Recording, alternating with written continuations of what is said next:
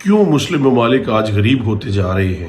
پاکستان، افغانستان، ایران، عراق اور پوری دنیا کے 57 اسلامی ممالک میں سے 45 آج بھی غریب ہیں اور باقی کے 12 ملک بھی اپنے تیل کی وجہ سے ہی امیر ہیں۔ ایسا کیوں ہے؟ کہیں ہمارے دین کا تو اس سے کچھ لینا دینا نہیں؟ آخر ایسا کیوں ہے؟ اگر آپ ورلڈ میپ کو مائکرو لیول پر دیکھو گے تو دنیا میں سب سے زیادہ جنگیں مڈل ایسٹ اور نارتھ افریقن ریجن میں ہی ہو رہی ہیں، جو میجرلی اسلامک ریجنز ہیں۔ موصول، ڈماسکس، بیروت، نہ جانے ایسے کتنے ایسے اسلامی ممالک کی کیپٹل سٹیز ہیں جو آج تباہ ہو چکے ہیں۔ ایسا کیوں ہے اور اس کی کیا وجہ ہو سکتی ہے؟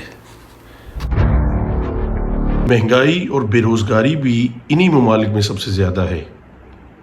صومالیہ میں لگ بھگ 1 درجن انڈے کی قیمت 400 روپے ہے، یعنی کہ 40 روپے فی انڈا۔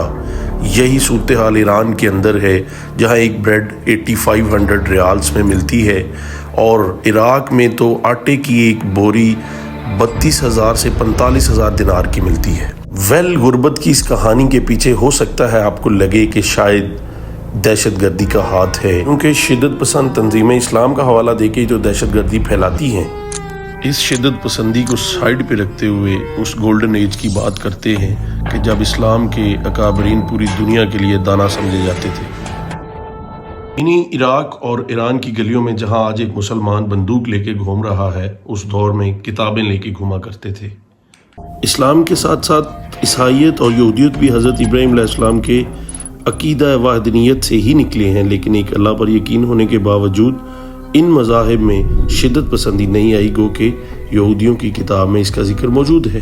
یہودیوں کی کل آبادی دنیا بھر کا 0.2% ہے، لیکن یہ پچھلے 100 سالوں میں تقریباً 25% نوبل پرائزز لے کے بیٹھے ہوئے ہیں، یہاں تک کہ آئنسٹائن بھی ایک یہودی تھا۔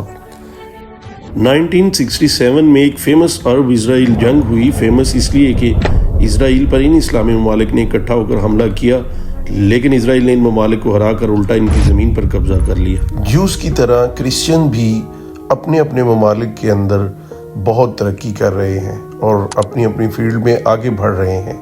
تو ایسی کیا وجہ ہوئی کہ حضرت ابراہیم علیہ السلام کے انہی دین واحد پہ چلنے والے جیوز اور عیسائی تو ترقی کر رہے ہیں جبکہ مسلمان پیچھے جا رہے ہیں؟ ایسی کون سی غلطی تھی جس نے اسلام کو بہت پیچھے لے جا کے چھوڑ دیا؟ لگ بھگ 8ویں صدی سے اسلام کے گولڈن ایج کا آغاز ہوا تھا، ایک ایسا دور جہاں پر سائنس، میتھمیٹکس، میڈیسن، فلسفی، آرٹ اور کلچر سب کچھ اس امپائر میں پھل پھول رہا تھا۔ یہ وہی دور تھا جب ابن رشد جیسے اسلامی اسکالرز پیدا ہوئے، جنہیں آج بھی founding father of modern secularism کہا جاتا ہے۔ Can you believe that Islamic empire سے ویسٹرن سیکولرزم کا آئیڈیا نکلا ہو؟ 8th سینچری سے لے کے 13th سینچری تک عباسی خلیفہ کا اس بڑا سے علاقہ پر راج تھا۔ اس دوران انہوں نے بغداد میں ہاؤس آف وزڈم نام کی ایک بڑی لائبریری بنائی، جہاں پر دنیا کے کونے کونے سے مختلف مذاہب اور ثقافت کے لوگوں کو بلایا جاتا اور ان کے نالج کو عربی زبان میں ٹرانسلیٹ کر کے ٹرانسکرپٹ لکھے جاتے۔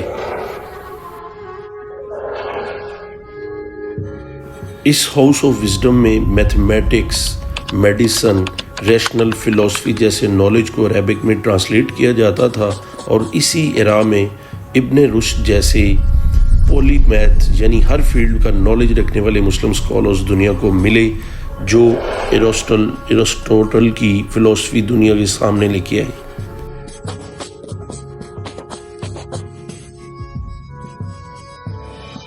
اس ایرا کے دوسرے معتبر اسکالر تھے ابن موسیٰ، جن کے لکھے الجبر کتاب سے ہی الجبرا لفظ ایجاد ہوا۔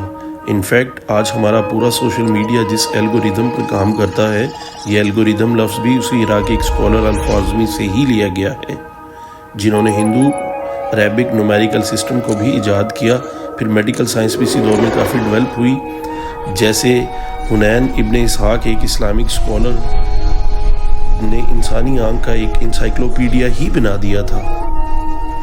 اب اس گولڈن ایج کے بعد پوری دنیا میں اسلامی انقلاب آ سکتا تھا، کیونکہ بغداد پوری دنیا کا ایک نالج ہب بن چکا تھا، لیکن بدقسمتی سے ایک غلط سیاسی فیصلے نے اس بغداد کو دنیا کے خطرناک ترین دہشت گردوں کی اماج گاہ بنا دیا، اور یہیں سے اسلامک امپائر کا ڈکلائن شروع ہو گیا۔ سو کیسے ایک نالج ہب ٹیررزم کا ایک ایکسپورٹ ہاؤس بن گیا، ہاؤس آف وزڈم کیسے تباہ ہوا، کیوں اسلامک کنٹریز اپنے گولڈن ایج پر پہنچنے کے باوجود پیچھے رہ گئیں، چلیے ڈسکس کرتے ہیں اس پوری سٹوری کو بریفلی۔ یمن، سیریا، عراق وغیرہ میں اسلام کے نام پر شروع کی جانے والی جنگیں کیا حقیقت میں اسلام کی جنگیں ہیں یا ان ممالک میں اپنے ذاتی مقاصد کے لیے اسلام کے نام پر جنگیں کروائی جا رہی ہیں؟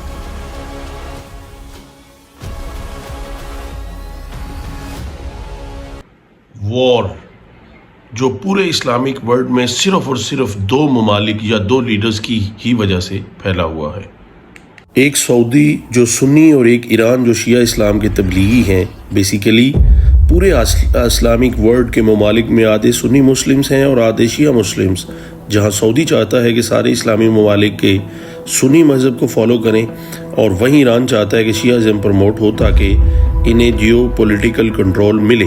یہ آئیڈیولوجیکل وار ویسا ہی ہے جیسا امریکہ اور سوویت یونین کے درمیان کولڈ وار میں ہوا تھا۔ امریکہ ڈیموکریسی پھیلا رہا تھا اور USSR سوشلسٹ آئیڈیالوجی کو، اور بدقسمتی سے مسلمان ممالک میں بھی اسی جیولوجیکل کنٹرول کو حاصل کرنے کے لیے یہ سب کچھ ہو رہا تھا۔